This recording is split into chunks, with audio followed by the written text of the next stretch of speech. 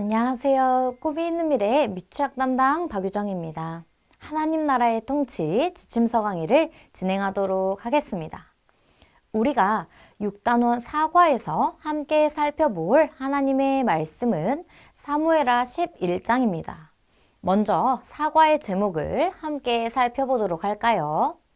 죄를 지으면 어떻게 될까요? 입니다. 온 이스라엘이 전쟁에 나간 뒤 다윗은 예루살렘에서 무료한 시간을 보내고 있었습니다. 전쟁에 나가 생명을 걸고 싸우는 요압과 군사들과는 매우 대조되는 모습이었습니다. 하루는 낮잠을 자고 나서 해가 저물어가는 저녁에 왕궁 옥상을 거닐다가 아름다운 여인이 목욕하는 모습을 보게 됩니다. 이렇게 다윗과 밧세바의 만남이 시작되었습니다. 이스라엘 사람들이 왕을 원했던 이유는 왕이 우리를 이끌고 나가서 전쟁에서 싸우게 하기 위함이라는 것을 사무엘상에서 밝힌 적이 있습니다. 그렇기 때문에 다윗이 예루살렘에 남기로 결정한 것은 일종의 직무유기와 같습니다. 다윗은 자신의 임무를 소홀히 하다가 죄를 범한 것입니다. 다윗은 밧세바를 보고 즉시 신하를 보내 여인이 누구인지 알아보았고 밧세바가 자신의 충성스러운 군인 우리아의 아내라는 사실을 알게 되었습니다. 하지만 다윗은 신하를 보내 밧세바를 취했습니다.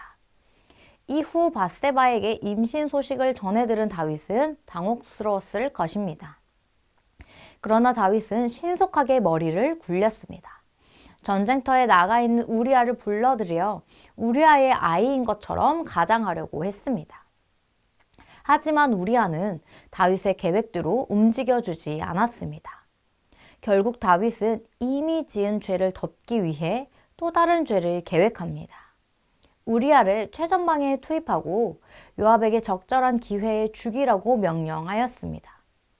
요압은 우리아를 죽이는 일이 얼마나 큰 죄인지 잘 알면서도 다윗이 원하는 대로 그를 죽였습니다. 지금까지 하나님의 말씀을 기준 삼아 선과 악을 판단하던 다윗이 이제는 자신의 입장에서 옳고 그름을 판단하는 사람이 되고 말았습니다. 어느새 무고한 사람들의 생명을 빼앗는 왕으로 전락하고 말았습니다. 이 사건은 죄에 대해 몇 가지 교훈을 줍니다. 죄를 통해 느끼는 희열은 영원하지 않다는 것입니다. 죄의 결과는 악함을 알 수 있습니다. 둘째, 죄를 합리화하거나 숨기려는 노력은 더 많은 죄를 짓게 한다는 것입니다. 다윗은 죄를 감추려다 살인까지 저질렀습니다. 처음에 회개했다면 왕으로서 그의 체면은 말이 아니었을 것입니다. 그러나 결국 선지자 나단의 질책을 받고 수많은 사람 앞에서 더 심하게 체면이 구겨졌습니다. 셋째, 죄는 순간적으로 하나님을 믿지 않는 사람으로 만듭니다. 신실하고 하나님을 경외하던 다윗은 어디로 가고 하나님을 두려워하기는커녕 그분의 존재도 인정하지 않는 모습으로 변한 다윗만 남아있는 것입니다. 사과를 통하여 죄의 결과가 사망이라는 것과 죄를 멀리하며 살아야 함을 다뤄주시면 됩니다.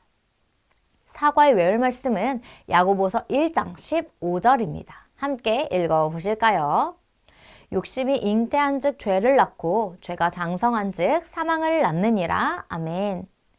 사과의 중요한 원포인트는 죄의 결과는 사망이다 입니다. 사과의 두 가지 학습 목표를 살펴보도록 하겠습니다. 죄의 결과가 무엇인지 배우는 것과 죄를 멀리하며 살기를 고백하는 것입니다. 그럼 웰컴 활동 들어가도록 하겠습니다. 웰컴 질문은 죄를 짓고 나면 마음이 어떤가요? 입니다. 아이들이 부모님이나 선생님에게 거짓말을 한 적이 있는지 혹은 다른 친구의 물건을 몰래 가져간 적이 있는지 질문합니다. 이러한 행동은 모두 죄라는 것을 알려주시고 죄를 짓고 나면 우리의 마음이 편한 게 아니라 괴롭고 힘들다는 것을 이야기합니다. 오늘 말씀에 나온 다윗도 죄를 지었는데 죄를 짓고 나서 어떤 일이 일어났는지 다음 활동을 통해 알아보자고 말하며 활동을 마무리합니다. 사과의 어드벤처 활동은 색칠하기입니다. 먼저 그림을 살펴보며 설교 내용을 복습합니다. 진행 가이드 예시입니다. 친구들, 그림 속에 두 사람이 있네요. 바로 나단 선지자와 다윗이에요. 그런데 나단 선지자가 다윗을 혼내고 있어요. 왜냐하면 다윗이 하나님이 미워하시는 죄를 지었기 때문이에요. 어떤 죄였나요? 바로 우리아의 아내인 밧세바와 사랑을 나눈 것이에요.